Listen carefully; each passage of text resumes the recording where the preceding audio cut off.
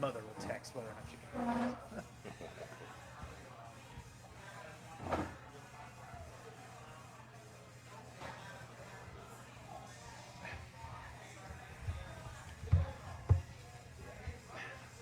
Everything going all right for you? It's great. We've actually been busy this week. Good. That's why after this, I got some work to do later on as well. Yeah, I'm gonna go ahead and like it because I'm already here. Because that's what I do. They can see and hear us.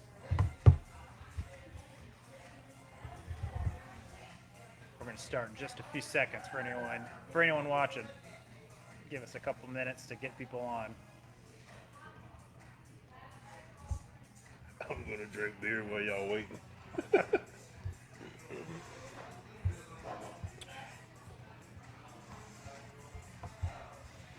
put this on my personal page too.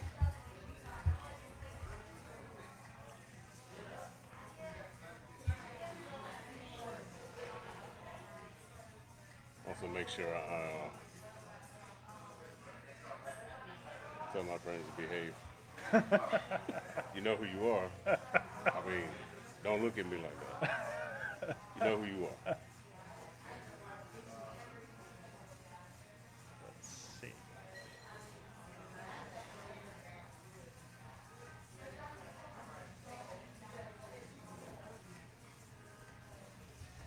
You like, I know your full name is George Patrick. I actually, so a good Yeah. childhood friend of mine, and because I either come to know that's a Southern thing or a Southern Irish thing. Yeah. Whether it's either you're gonna shorten it to like GP, Yep. or they'll just call you George Patrick. They don't call you just George; they call you George Patrick. Just like my boy, his name's John Michael. Yeah. So we always call him John Michael instead of just John. Yeah. I actually once did a little, like a mini TED Talk on names because I always get that question. Yeah. I'm a junior, George Patrick McClear Jr. Okay. And so I always went by Patrick growing up. So You got the middle name. So too. I got the middle name, and then when I got to high school, there was another Patrick in one of my classes. So my friends Yeah, changed switch it it to. My teacher changed it. I'm going to call you George Patrick, and that stuck. And it became, my friends changed it to GP, and that became it. It's always interesting how you get your names or any of your aliases because this goes back to Fountain and their recreational football. John, my older brother, was the very first phono. But I remember when Coach Terry, PD Terry, Yep. our legendary PD Terry, he had a time with that Phonophilophy last name. So when it came down to roll call, he got to us. And he fumbled around with it, phono, whatever. He just stopped. Got a piece of masking tape, said F-O-N-O. And put it on both of our helmets. And we've both been phono ever since. You're in my phone as Brent Phono. That's how people usually put me there. They put me in their phone as Brent Phono. Yeah. Let's see. So we had a good dialogue the last time. I Yep. really enjoyed it because it was open, very honest about what you want to do, what you already have done.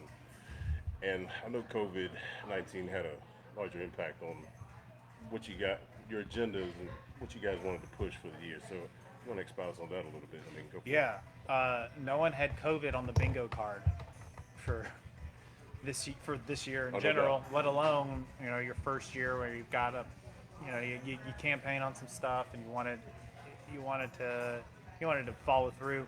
Absolutely. Slowed a lot of that down, and so I think on top of that too, me and my wife welcomed our daughter just 2 months ago now, pretty much. So she's 2 months old on Wednesday next week. So add that to making sure that we're staying as safe as possible for her during the pregnancy.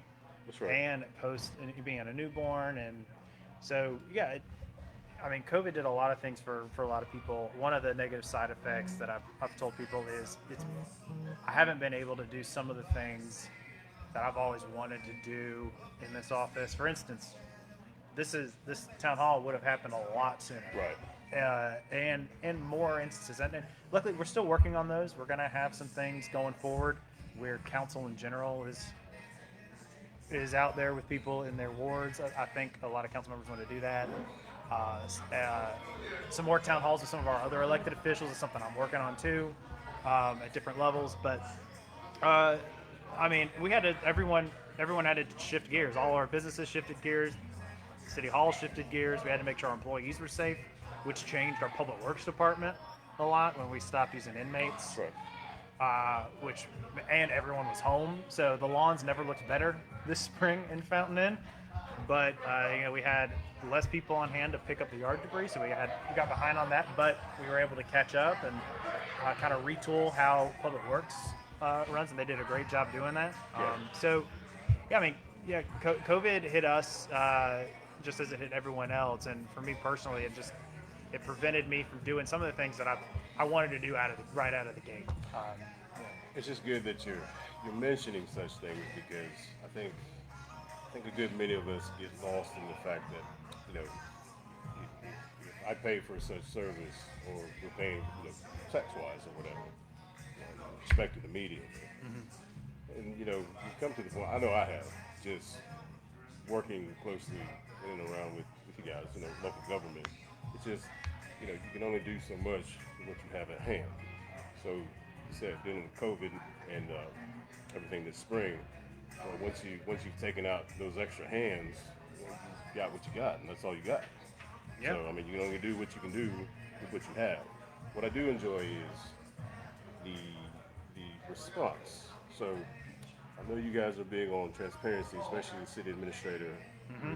yourself as well, and using Fountain Inn residents as a good resource to just basically get out ahead of any kind of issues that citizens have. And as far as I tell everyone else, y'all don't mind the tax. If there's a real issue, you have one, you want it taken care of, they don't mind it at all, because you guys may go through the group every once in a while, but you're not just constantly scrolling through it looking for stuff. You got it. Same with us now, because the group has grown so large that we can't keep up with everything. If there's an issue, you're gonna have to bring it to our attention. So that's good. And is that something you guys wanted to do to begin with? Is it more of a detriment now, or is it you enjoy that being able to just get out ahead of a request instead of phone calls and stuff like that? Well, I'll say, I think everyone experienced this in COVID, that everyone is home more often, everyone is on their phone and on their computer more often. So I think to some degree, a lot of those requests started coming very quickly digitally, so we were able to respond. But I think, we've communication is big for me. I think government in general can do a better job of what I call having a better user interface. Yes. So if people who design what your phone screen looks like, what your car screen looks like, are user interface designers. Their job is to make sure that it's easy for you to click through and find things. Sure. I think local government in particular has a big opportunity to be better at that, and that's something that we've worked with. We've worked on, and for instance, we're in the middle of updating our website. In fact, I think that's what the email was this evening. I think I got a draft of kind of what it may sort of frame look like. I personally am glad y'all are doing that. I'm not saying anything against who designed it before, but it needed an update, and that's good stuff. And so that allows us. Having that ability on the website to kind of answer questions preemptively, that's sort of the role of a website. Yes. But also I'd say, kudos to you and Denise for running, and all the moderators for running Fountain Inn Residence, because it has become, especially in COVID, a place where a lot of people get information, because they're not seeing everyone like they used to see them. They're not, they're, for a time, we didn't have a lot of people in City Hall, so they weren't even being able to come to City Hall because we had to take care of our employees. So I think, it has, COVID expedited a lot of those communication things that were on our list already.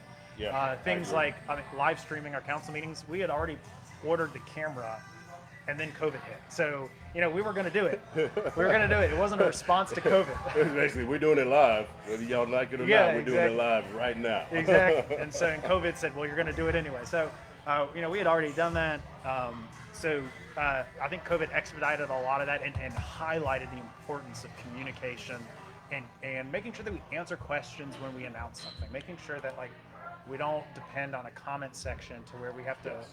fine tune the Yes. answer.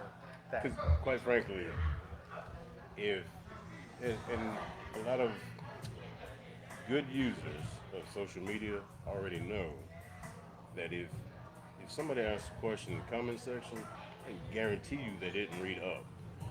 To be fair to them, sometimes it's a lot. So it's like reading a small book Yeah. just to get the answer that you want. So there's a lot of repeat questions. And as far as the group being a resource, it ended up turning into its own being. It really is. It really has now. Yes, we moderate. We make sure it doesn't get too crazy at times. Sometimes we just let it run. There's a few times that somebody just wants to let about something. We allow that sometimes, but I hope that for the majority of the members that they understand, and I think a good portion of them do, that the culture you allow in a group like that, it's the culture you keep. There, even though a lot of the members that are no longer members don't think that I'm not members of those outside found-in groups, I am. So I mean, you see stuff like that. But I'm not a real petty person because once you're outside of that circle, I don't waste good emotions on people like that. But if you want to be included, you want that information because we appreciate the administration, the municipality, and how you guys interact with group members because that is the reason why they're even group members to begin with. They know that they'll get a good response from the city.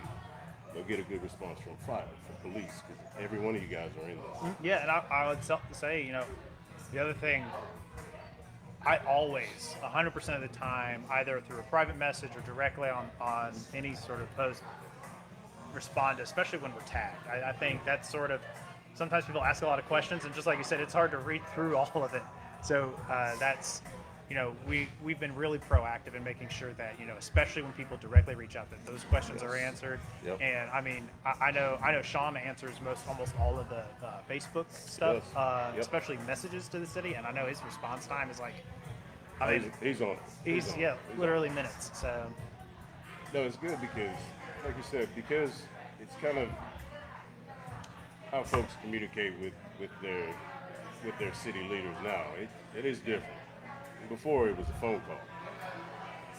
I've had that conversation before with Sean as well because I want to say just the earlier generations now, not the early millennials, but the Yeah. later millennials. They're very used to their technology. They'll use it in a heartbeat. Not so much talking and calling or talking to a human being. To be fair, I don't like talking on the phone either. I'd rather sit with you at Yeah. a table, Oh, yeah, have a beer definitely. with you, and we can talk about it face to face. I think for me, that's what's missing a lot of the times with that virtual interaction. And I hope you guys are listening in group. Listening.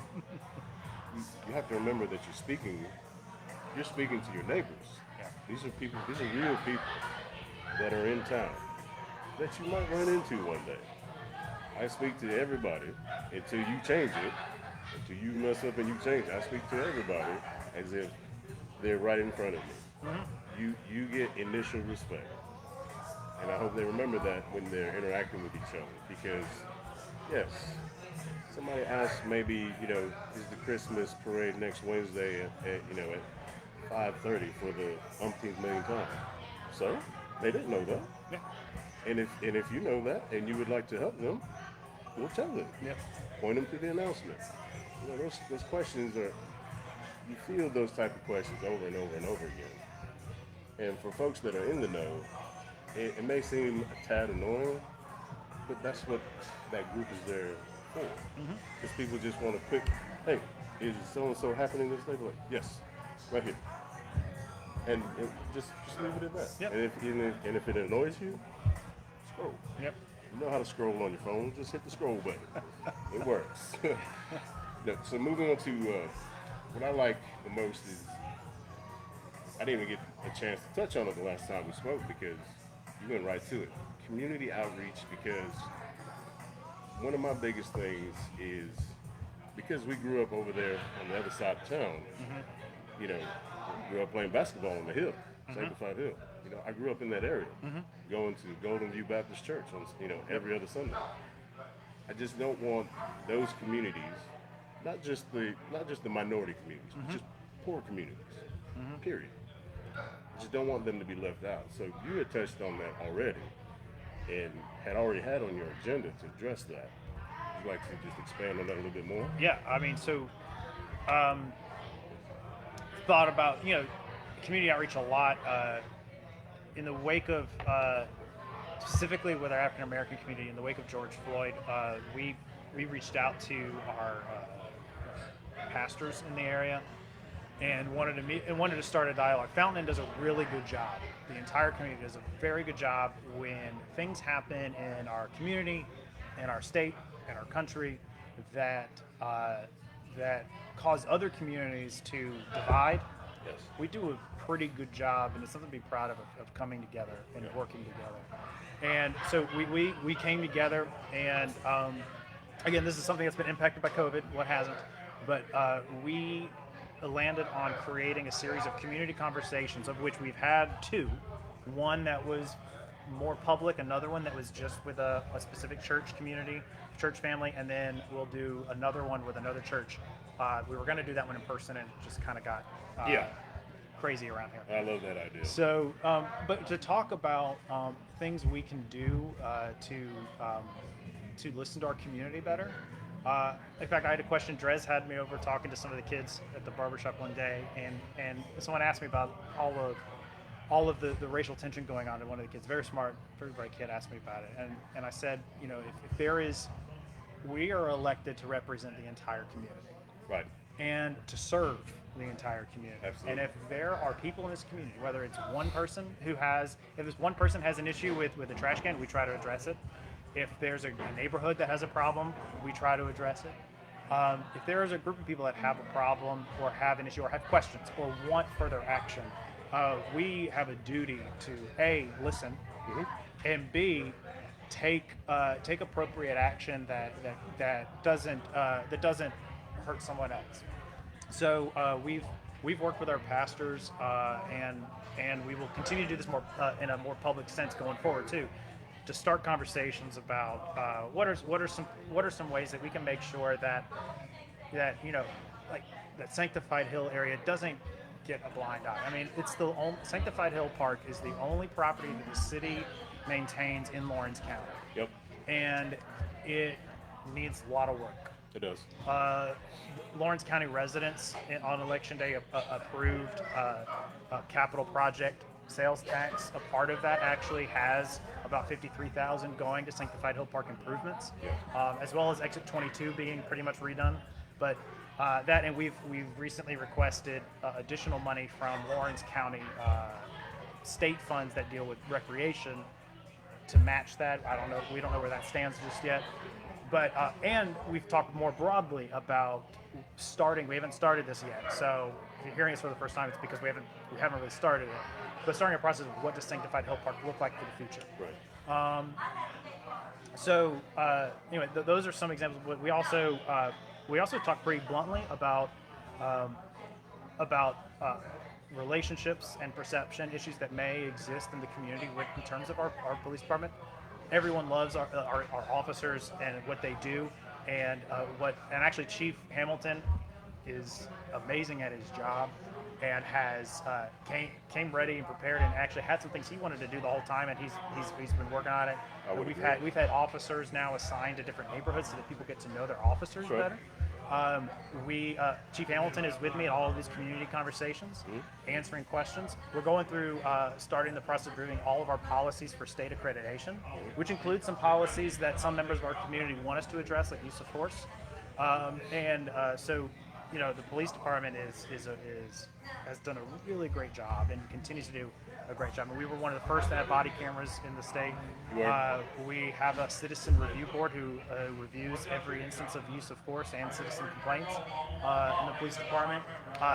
Let folks know, I'll stop you right there. Yeah. Let folks know that that citizen review board is separate from the municipality. So there's not that influence that would be perceived. I can't name everybody on that board, and I think that's good. Good. That's good. So I mean, and beyond that, there are other things we're looking to do to connect with the community at large.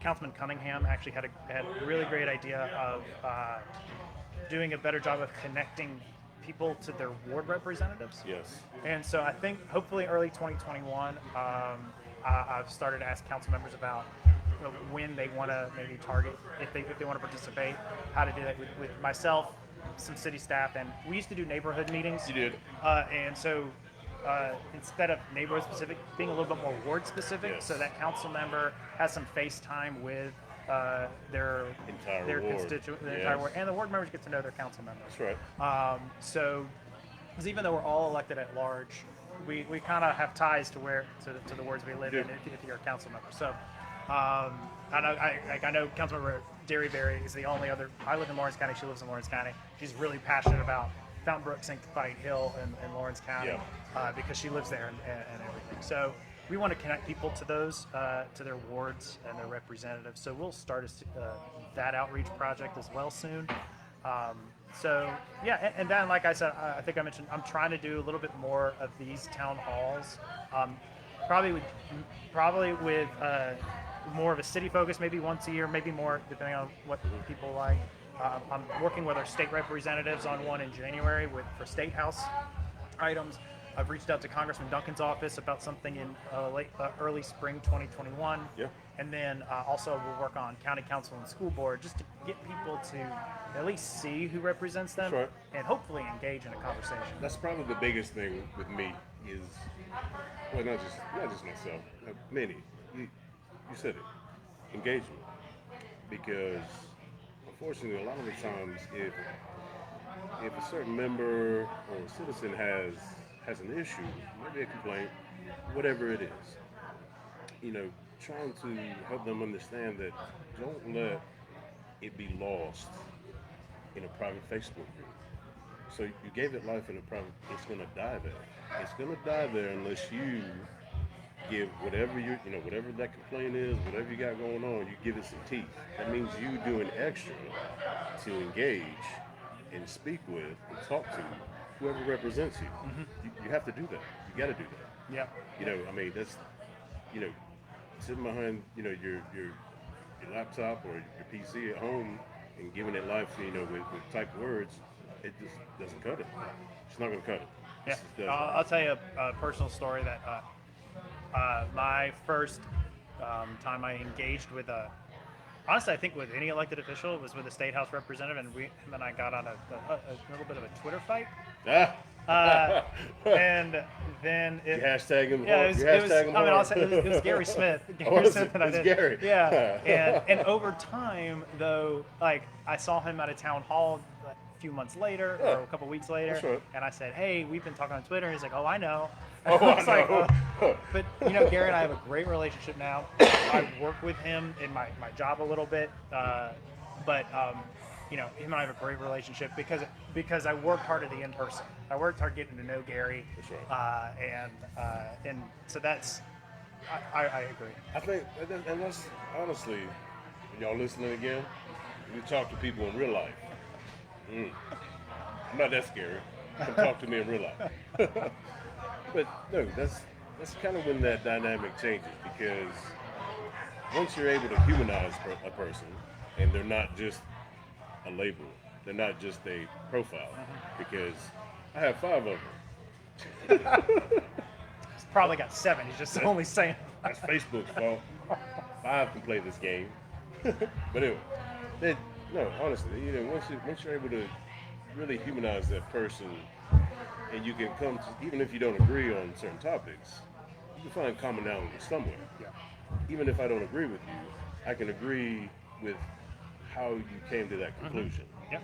Like, why do you think that way? Or at least understand it. At least understand. Try to understand it, and yeah, that's something I like to hopefully practice as well as I practice in my job, and I practice in this. I hope. That's right. That's right. The so Christmas wise, Yeah. I think folks are excited. They're excited about us continuing with the parade next Wednesday. That made me excited. And I was glad we carried on. Yeah. Yeah. You know, because there are a lot of municipalities that are not. Yeah. So, Yeah. And I think so the chamber runs the parade, and I'm happy with their decision. I think at this point, yay, Whitney. yay Whitney. In terms of, I mean, COVID is impacting our lives still, but I think people have learned how to take a level of responsibility that they're comfortable with, and to respect others that have a different. I hope that they've learned to respect others that may have a different view. Absolutely. I mean, I've been pretty cautious because my wife was pregnant. I have a newborn at the house. My wife's grandparents are 87 and 86, and we wanted to be sure they could hold their great granddaughter. So I mean, I think going forward, I think Fountain Inn's at a place where we respect other people's choices and how they've approached this. Absolutely. And I think knowing that, and also to be fair and clear, the other city events, we also the state laid out a process to get an exemption for some of the capacity caps. That's right. And we've done that. We wanted to make sure we mitigated the risk to the city. We're not trying to act out of fear of litigation, but you want to make sure that you protect the public's assets in that. And so we've taken those steps, and that's why you'll see us still encouraging the protocols that are mandated by the governor's office for events, that we still recommend those. And I think that's an important note to make, is that the city of Fountain Inn never took an action that restricted businesses' operation during all of this. We did have to change or cancel events because of expected large crowds, especially once the governor first issued an executive order 2020-50 that restricted capacity and required protocol. That we had already taken a stance on that we did not want to require it. That's right. But I think now we're able to navigate a process that the state's laid out to get that exemption, paired with the fact that our community still does a great job of loving their neighbor. They do. And respecting how people approach different things. And so I'm glad we're continuing on. I mean, Christmas it's the signature season and event and days for here in Fountain Inn. That's right. In particular, I mean, I proposed to my wife on a carriage ride. I was one of those guys. I know there's a handful each year, but it's romantic, but man. I've pretended that there was a problem on the carriage, and they needed us to. I had a code word with the carriage driver, and she didn't quite follow through the way I needed her to. But we got it. She was supposed to tell us to get off the carriage. So I finally said, "Taylor, come here, come check this out," and then. In the middle of Main Street, so got her anyway. She said yes. That's all that matters. That's all that matters. She said yes. It's an important part of people's family tradition for the year, Really and the Christmas spirit. I mean, I don't blame anyone for putting their Christmas decor up. Heck, if it was October. So I think I'm happy that we are able to do this. We have changed some things. You have to make sure you get your tickets in advance. You do. That helps sort of make sure that. We don't put people next to each other that maybe aren't comfortable in a large setting, and that's fair. They only want to be with their family. That's right. So it helps us maintain that.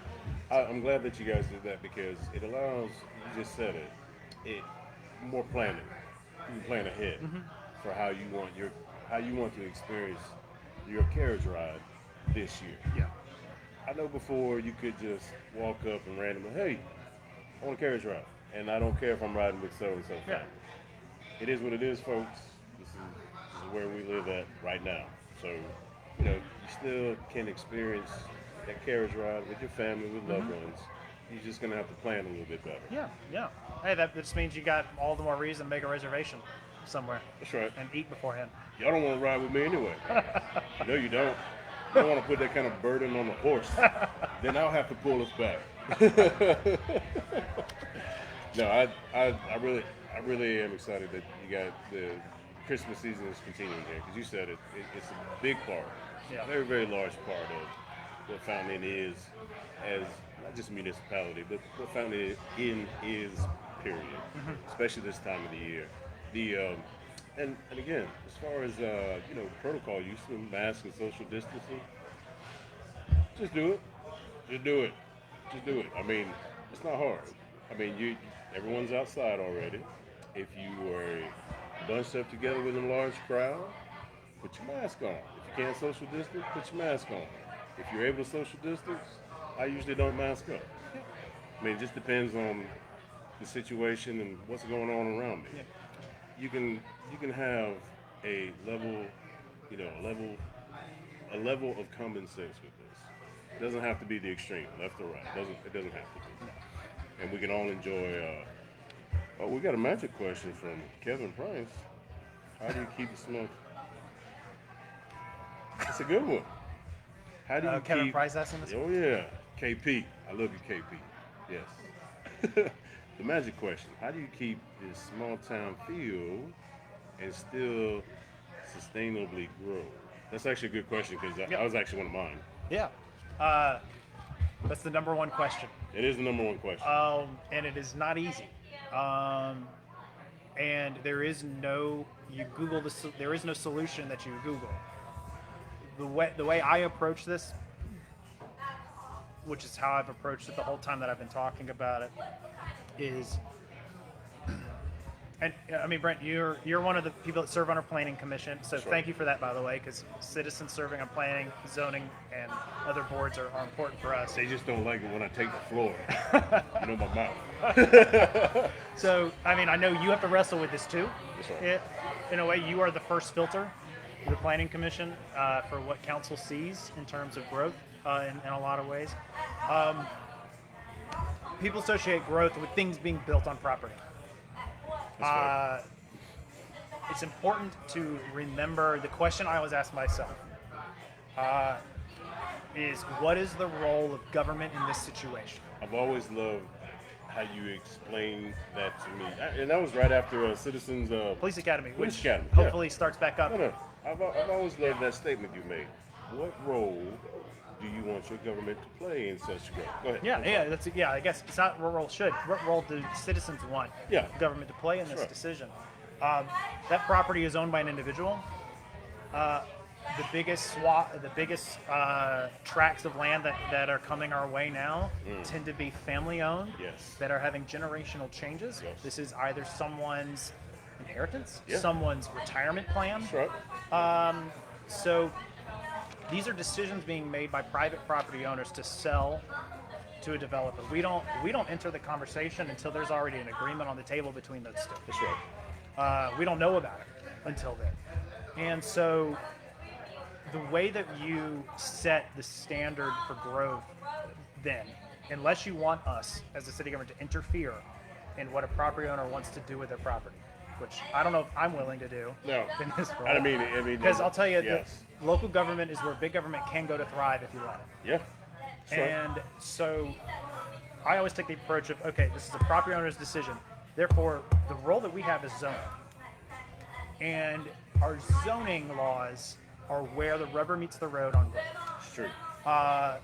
In ways, and I know there are other things, Kevin, that I'm hopefully have time to get to as well in terms of recruitment and economic development. But I think zoning and annexation and rezoning are things that kind of get the most comments on the residents page. We get the most questions about. So I want to go there first. One of the things that we have started doing internally is I've asked staff to look at our zoning laws and see, hey, what are the low-hanging fruits? Where do we see confusion? Where do we want to clean up our zoning laws? What are some small changes we can make to zoning that help with that growth conversation? Sure. Yeah. People tend to not want high density, especially in our more rural parts of town, Yes. on the outskirts of town. Sure. So what are some things we can do to help that without at first a totally new zoning? So what do we do first? Some things that you may see soon are something along the lines of helping protect trees, which will help increase density as well as tree cover and kind of everyone loves a big oak tree in their front I yard. know that's coming up next Monday. Unless it's a dead one and then it's a Yeah, liability. But yeah, you know, so that's coming up. Some other things around what is allowed in certain zoning criteria or potentially new zonings in general are all on the table. Having staff do kind of a general review first of what are some of the low-hanging fruits that we can kind of tweak. Sure. Because in 2022, what happens every 5 years, every 10 years, the municipality updates their comprehensive plan. Yeah. Every 5 years, so the 5 years in between that, they review it. The 5-year review is coming up in 2022, and in 2017, we updated our comp plan, but honestly, circumstances have changed. We've seen tremendous growth in southern Greenville County. We have seen not just tremendous growth, we're seeing large tracts start happening. We're seeing the county wrestle with a universal design ordinance with their own version of, like at one point they were wrestling with what do you do with like a 1 house per 2 acre lot type deal. So you're seeing the county do that. You're seeing Lawrence County start to pop, which is kind of the Wild West. They are. That is a whole other topic of discussion. It is. But And if you guys didn't know, Lawrence County, they want it all. and they have no zoning in the county. Lawrence County has no zoning. They don't. They do So not. literally anything can be built anywhere, Yeah. which is something to wrestle with. So, so the question again comes back. So how do we help control the growth? Is we make sure that when something is built, because it's a private, I believe it's a property owner's right to build what is allowed on their property. So if we can change what is allowed and make sure it's of the right character of our town, then I think that's how you start to control it.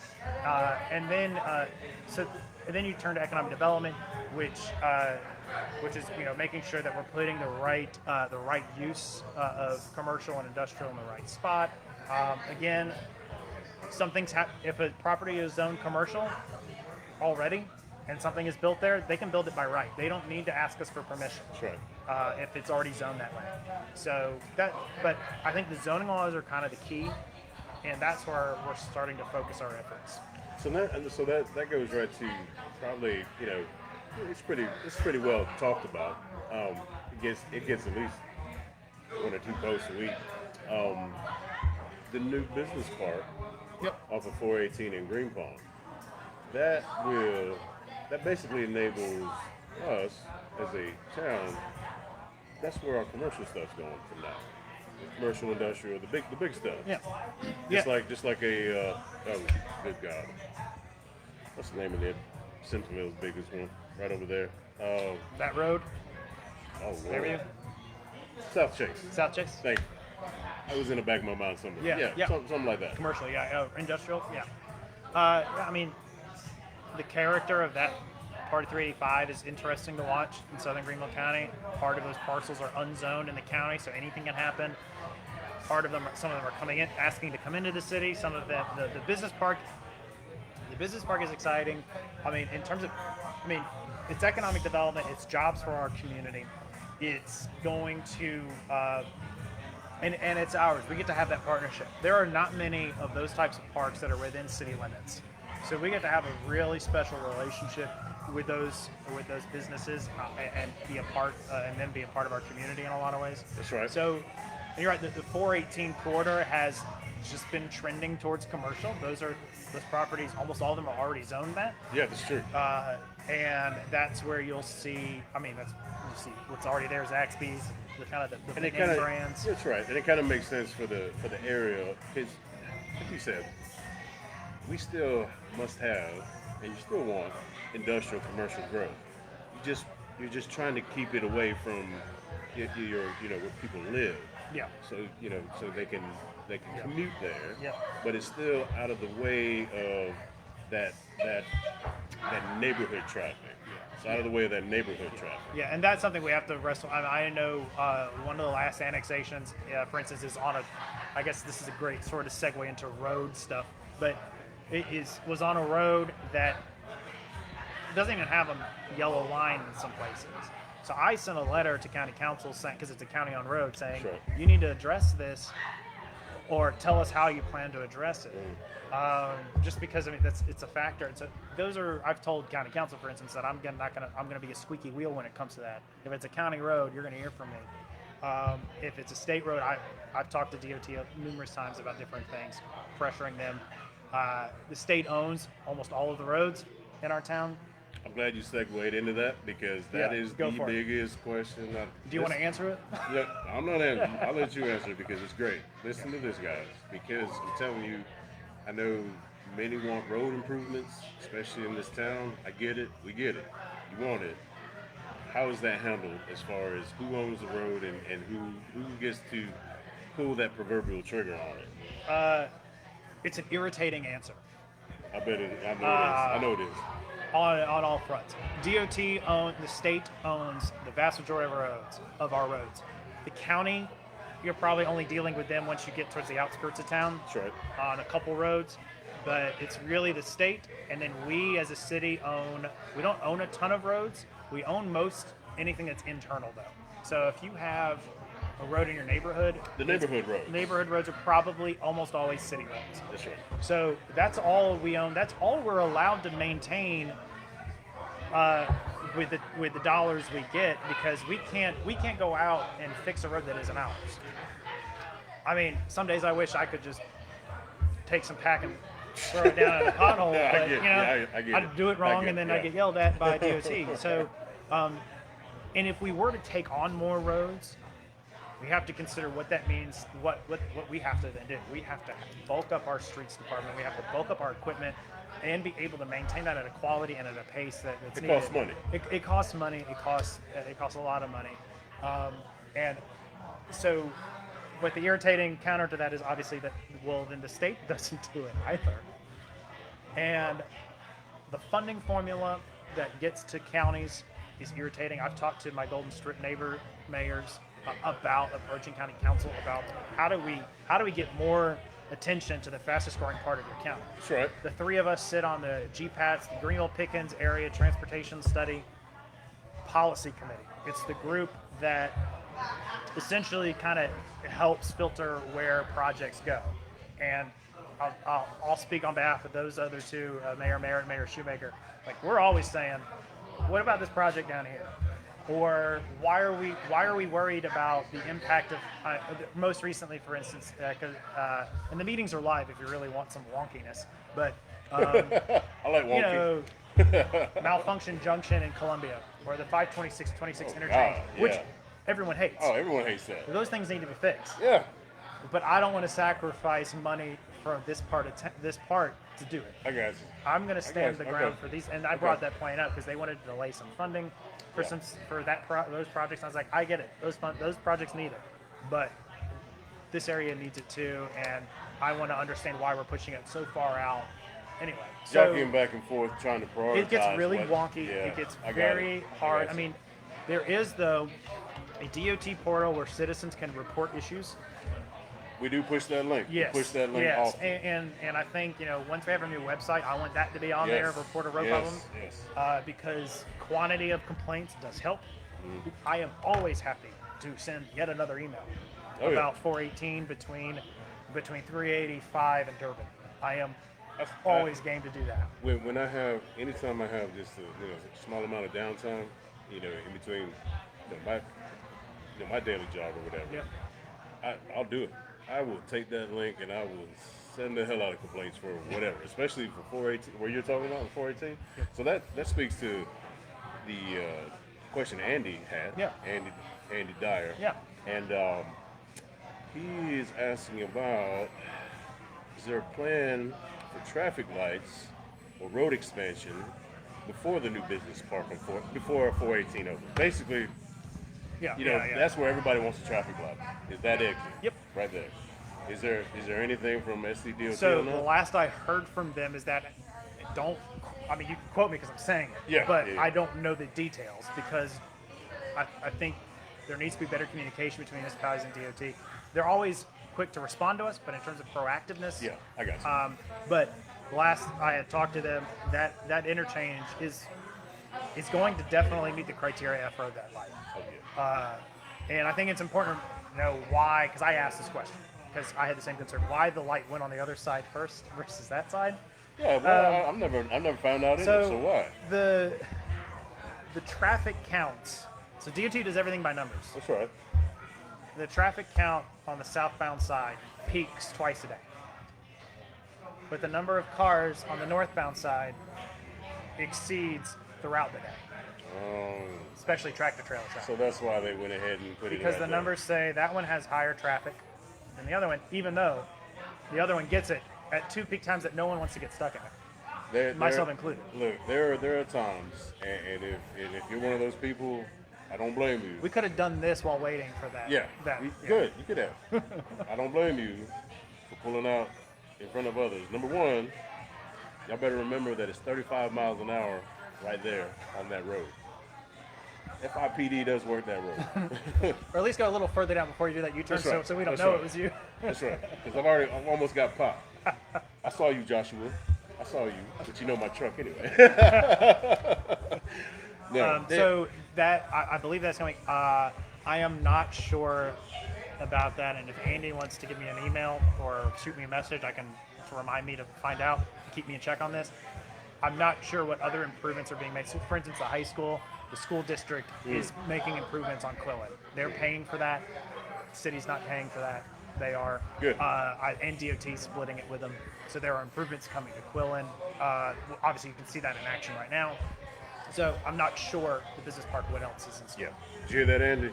Shoot Mayor McClear email. He'll keep you. Or message me on Facebook. Or message him on Facebook. He checks it often, and he'll keep you. And I he'll can, keep you ahead of the get game, a better. man. I can get a better answer. Yeah. That is good stuff, man. What else we got here? We got community church leadership. Good, man. We covered quite a bit, actually. In that first town hall meeting, you had 2 good questions from group members. Yeah. You had a good audience. I actually enjoyed the conversation back and forth. Yeah. I'm trying to see it. And Yeah. I didn't cuss either. See? I know how to behave in a live session. They usually like my other Facebook live videos because it's kind of crazy. Yeah. Yeah. Like you get live bears in Tennessee and stuff. So, I appreciate you doing this. I mean, we can keep talking. I can talk about Fountain Inn all day. So that's the biggest thing right there. You just reminded me to say something Yeah, about that. go for it. You don't have to be, somebody with heavy influence or a elected official to make a difference in your own town. You do not have to be. I am nobody other than phono to friends and family. That's it. I'm nobody. But you have to take that chance, that opportunity to engage with your city leaders. He's right here. We've been conversating for what? The past, is it 30 minutes already? 15, 20 minutes? Yeah. I mean, have that conversation, people. They'll talk to you. Do it. Yeah. I always say it's, what I love about small towns is that it is so easy to A, have your voice heard, and B, make an impact. It's so easy. And the thing is like how we started the conversation is because of y'all's use of tech and your willingness to use it. Social media platforms, the text messages, Facebook Yep. Messenger, you guys are very, very, very responsive. So just don't let your voice just be drowned out or lost Yeah. in a private Facebook group. Yeah. Give it life by talking to those people that can help you. Well, and a quick heads up. I think maybe in January. I don't know. We got to figure out how to do it, but I think our council meetings may move to a YouTube live platform for a couple reasons. I like For 2 big reasons. One, we will able on our new website to have a static link, so you Yeah. can. That's right. We don't have to say, hey, this is the link for this month. That's right. Well, I guess 3 reasons. That 2, storage. Yes. It sorts it a lot better for us. It does. And then there was a 3rd reason, and static, history. Hey, Tom. I think that's about it. Actually, it may have been those 2 big reasons. So be on the lookout. We're still streaming. It'll just be probably on YouTube. Yeah. And you'll be able. Oh, the other 3rd one was technically. I mean, to access Facebook Live, you have to have a Facebook account. That's true. YouTube, you don't need one. You don't need one. So it's a little bit more of accessibility. I know almost everyone's on Yes. Facebook, but it's just for those 3 people that can't access That's it. right. We want to make sure we can get it to them.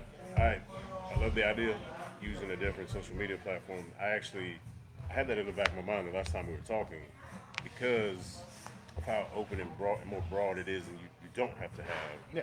profile page to watch the Facebook. You know, you do Yeah. have to have one to watch Facebook Live, but on YouTube, you got the link, you can watch it. Yeah, and it'll be a static link. It'll have all of our videos in one place. You don't have to scroll through our Facebook feed to find out what we said good. last month. It's good. It'll be there, and it stores it better. So it'll be a little And easier. that goes back also to I know COVID kind of forced y'all's hand to go to use that platform to have your council meetings. Yep. I think more people enjoyed that. You had a lot of interaction that way. A lot of questions came in through that way. A lot of ignorance came in through that way too. I was watching, but I mean, just giving the people that opportunity that can't make the 6 o'clock Yeah. meeting, that can't make the 6:30, whatever Well, time. and so in my job, I teach people how government process works a lot of time in my Sure. full-time job, and I tell them, pick something and follow it. I work mostly at the state level, and it's like, if I want to know what education funding looks like, I'm going to watch it. And luckily, the State House makes it very easy to do that. And so if you want to know how sausage is made, this I is love sausage. this is a way for you to watch it happen and learn, and maybe learn about it, and also make sure that and ask more questions.